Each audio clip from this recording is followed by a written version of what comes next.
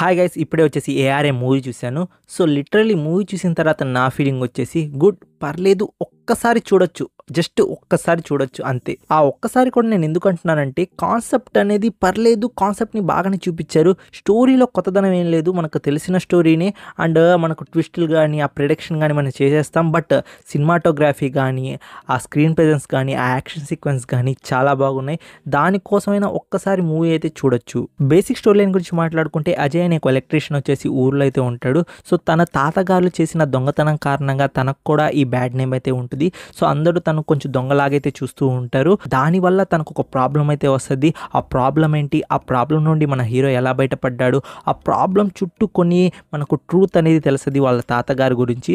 అవేంటి అనేదే cinema story plot. నాకు మూవీలో బాగా నచ్చిన ఎలిమెంట్ ఏంటి అంటే ఆ సెకండ్ జనరేషన్లో ఉన్న టొవినో థామస్ గారి యాక్టింగ్ వచ్చేసి చాలా బాగా నచ్చింది. ఆ స్టోరీ కూడా చాలా బాగా నచ్చింది. అండ్ ఫస్ట్ జనరేషన్ వచ్చేసి మనకు తాతగారు బ్రిటిష్ కాలంలో ఉంటారు కదా, అందులో వచ్చేసి బ్రిటిష్ వాళ్ళతో చేసే ఫైట్ సీన్స్ కానీ అవి వచ్చేసి చాలా బాగున్నాయి. నాకు సినిమాటోగ్రఫీ సూపర్గా నచ్చిందబ్బా. స్క్రీన్ ప్లే కానీ సినిమాటోగ్రఫీ కానీ.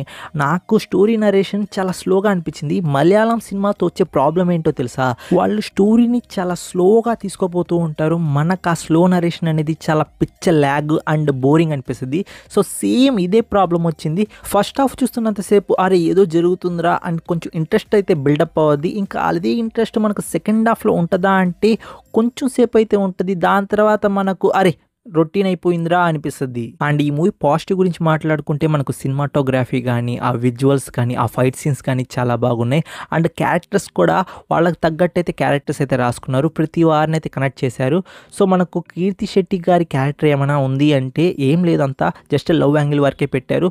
పర్లేదు, తన యాక్టింగ్ కూడా బాగానే ఉంది. మూవీలో కొన్ని మూమెంట్స్ అయితే ఉంటాయి. ఆ మూమెంట్స్ అనేవి మీరు ఖచ్చితంగా అయితే ఎంజాయ్ చేస్తారు. సో అవి ఎప్పుడు ఉంటాయంటే మనకు పాస్ట్ జనరేషన్ ఉన్నారు కదా, సో వాళ్ళ దగ్గర అనేది మనకు చాలా మూమెంట్స్ అయితే ఉంటాయి. మీరు ఆ మూమెంట్స్ ఉన్నంతసేపు ఖచ్చితంగా అయితే మూవీ అయితే ఎంజాయ్ చేస్తారు.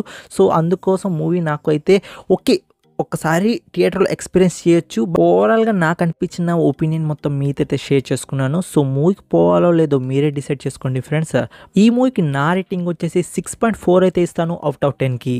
ఈ వీడియోకి అయితే ఇంతే ఫ్రెండ్స్. నెక్స్ట్ వీడియోతో అయితే కలుసుకుంటాను. Take care, bye bye, see in the next video friends.